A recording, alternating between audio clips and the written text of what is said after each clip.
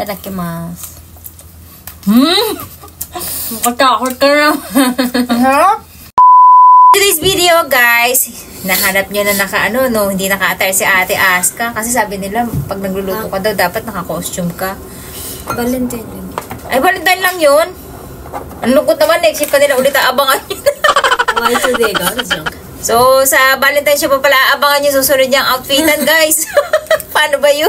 Pagkagawa lang ako ng desato. Dessert naman to eh. Ayoko. Hindi mag-cute. Cute kaya to. Gusto mo lagyan natin ng ribbon. Bilis naman naman.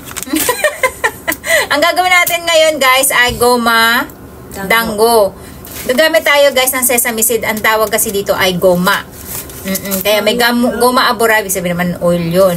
Ito, goma seeds. So, ito yung gagamitin natin. At syempre, gagamit tayo ng mochi kona or yung bigas na malagkit. Tapos, meron tayo dito shiroang. Ito naman yung white version nung angko or yung munggo. Ito naman ay beans na gawa siya sa beans. Yan, puti siya na beans. So, ginagawa rin siyang matamis. At meron tayo natirang ube. So, kasama natin gagawin yung ube natin. Ayan. Nasa freezer siya. Nilabas ko kanina umaga. So, ang kailangan lang natin, bowl. Dito natin hahaluin yung ating mga ingredients. Sasalang na natin po yung mochi natin. Lahat? 3 kutsarang asukal. Mazemas. Hahaluin natin po. Mizu, 徐々に入れていきます。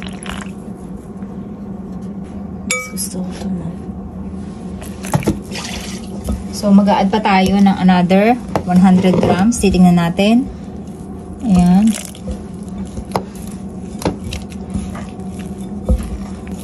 So, 250. Ayan, sakto na siya. So, ito guys naman yung ating angko. Ay, shiroang. Gagawin natin, magsasaling muna tayo dito sa ating lalagyan para makapagbilog tayo. So, hindi natin tansyado guys kung ilan yung magagawa natin, So, for the meantime, yan lang muna yung ilabas natin. Ito, may nabibili ng ganito guys sa supermarket. Kaya, anytime makakagawa kayo at napakamura lang niya. Gawin natin guys, yung tamang bilog lang, mga ganyan lang. Ayan. Para lang mailagay natin dun sa ating dango. Wala siyang tiwala sa atin na hinahawakan natin yung... Kasi naman kasi mama, kahit saan hinahawak mo. Hawakan mo yung oven, hawakan mo yung damit mo. Tapos nilalagay mo dito. Puro dust na to. Ang dumi na ng Nagugas naman ako ng kain natin.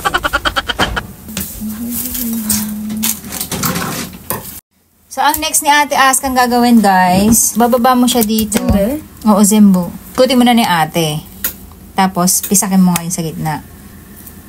Ayan. Tapos, ilagay mo yun. Tapos, kukuha siya ng isa nun. Tapos, ayan na. Saka mo siya, isasarado. Yung dango natin, guys, eh. Daijoubu. Yung dango natin. Yung mochi natin, masyadong matubig. Daijoubu siya na eh. Yan, tapos bilugin mo siya. Kailangan, equal yung pagka-flat niya. Tapos ngayon, isasawsaw ni Ate Aska dito sa ating goma or sesame. Ayan, tapos ikutin mo siya dyan. Ayan guys, titingnan natin kung ano ang lasa niya. Dapat mahina lang muna yung apoy. Kasi para maluto siya ng dahan-dahan hanggang loob. Kasi kapag malakas ka agad, sunog yung labas, hilaw pa yung loob. Okay guys, hindi siya dapat ganitong kasunog. Dahil malakas yung apoy natin na sunog agad siya. So ayan, tingnan natin kung ano ang kinalabasan niya. Kung sakto lang ba. Ayan. Jajan! Tikman natin kung luto na yung loob. Medyo hilaw pa. So, itadakimasu. Tikman natin. Itadakimasu. Sarap. Perfect! Ako kasi gumagawa. Grabe guys, ang sarap! Ang perfect! Ang sarap na natusta yung goma. Ang maganda lang sa guys, sa munggo, kasi kita mong pula. Ito po, ang sarap guys. Usok pa. Sarap. Alam niyo ba, piso isa to? Kasi ang laki doon, ma. Dali lang palang gawin. Oo. Ba? Napali mo nga yun. Hinaan ko pa taso. Sambiar ko yun. Ako din. 3 din kinain ko. Mahal. Ako lang mag-isa kumain. 3. Ang sarap kasi. Bitin ako sa 3 piraso. Sarap.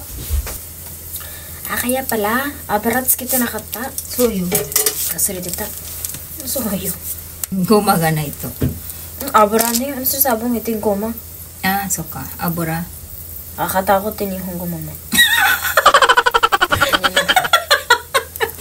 Hindi ko na Kasi alam alam yung ginagawa nun. Pag nagsasalita kasi ko, wala ako sa sarili ko. Minsan guys, lumilipad. Iba yung topic ng utak ko. Iba yung sinasabi ko. No, na. Oo. Oni-chan nansay te kitara. Tinatanong ko sa'yo. Di ko din alam. Kaya kayo na mag-a-adjust. Minsan, iba-iba yung nasasabi ko. Kasi, while nagbablog ako, lumilipad sa pangarap yung utak ko. So, ayan na yung ating dango na napa-flat. Dahil nga, mabigat yung tubig. So, kailangan ilagay kagad natin siya sa mainit na kawali. Dahil nabusan tayo ng puting goma, ang gagamitin natin ay yung black na sesame. Laka naman ng boses mo. Sesame seed. Goma, ibig sabihin ay sesame seed. Ayan guys. Yung black naman. Masarap din yung black actually. Totoo ba yan? Oo. Ba't ba black yan? Ba't nagiging black yan? Bakit tinatanong mo sa akin? Alam mo ako gumawa dito. Parang ano, black pepper みたい。ね、塩コショウみたいじゃない？苦そう。まあ、ごまなんだけど。Guys, yung ating nagawa, imagine niyo, oh, 'di ba? 2,000 na yan. Yung maganda sa akin. Oo. Siya daw yung gumawa ng perfect na bilog na bilog. Kung makikita niyo, yung mga ganitong parang panat akin niya. Kasi perfection na siya, gusto niya bilog na bilog. So, itadakimasu guys, tikman natin kung anong lasa niya at lumamig na yung iba. Itadakimasu. Okay na yan. Ipapa mo na lang yan. Itadakimasu. Ito yung, unahin natin yung black. Itadakimasu.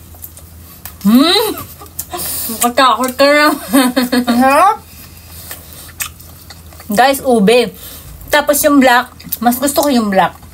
No? Sarap. Mas masarap yung black sesame, guys. Kasi lang, じゃない？ lasang lasa. 私、ube じゃない。 Kuriga ube. Ako, angko. Sarap. Yun yung guys, piso isa yan pag binibili natin. Tapos maliliit pa yun ha. Ito malalaki.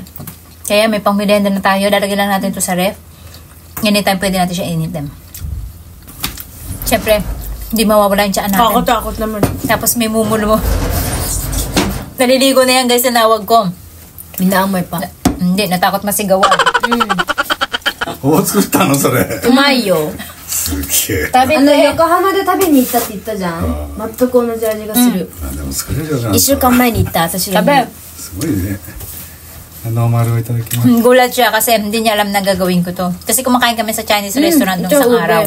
おお同じだよ Diba? すげえうまい簡単だった。Sabi ko, kaya ko itong gawin sa bahay.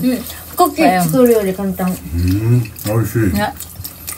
すぐできるの30分でできる。 So, ne, うまい tataguhak yung dagad eh. Skurari lang. うん Kung nataksak. ube の方が好きかな。 Ube no gamay ne. Ang sarap ng ube guys. Kasi nga syempre may condensed milkが入ってるから. Oo nga. Ay, ubeばっかりやればよかった。 Magtak na dapat ha? うまい So ayan guys.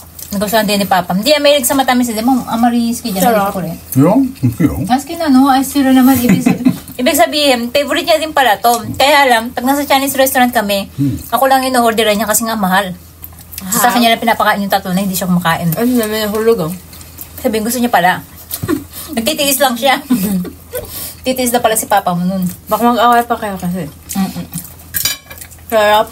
うまい Ito ni Kata. So, yun guys. Next time, abangan nyo yung susunod natin mga dessert. Ano yung mga plano mo? Cake. Cake. So, gusto niya daw gumawa ng cake. Hindi ko na nakapasok sa video. So, yun guys. Gusto niya daw gumawa ng cake sa susunod. Pero, gusto ko pa rin gumawa ng iba pang klase ng dessert ng Japan para matry din natin. So, yun lang guys.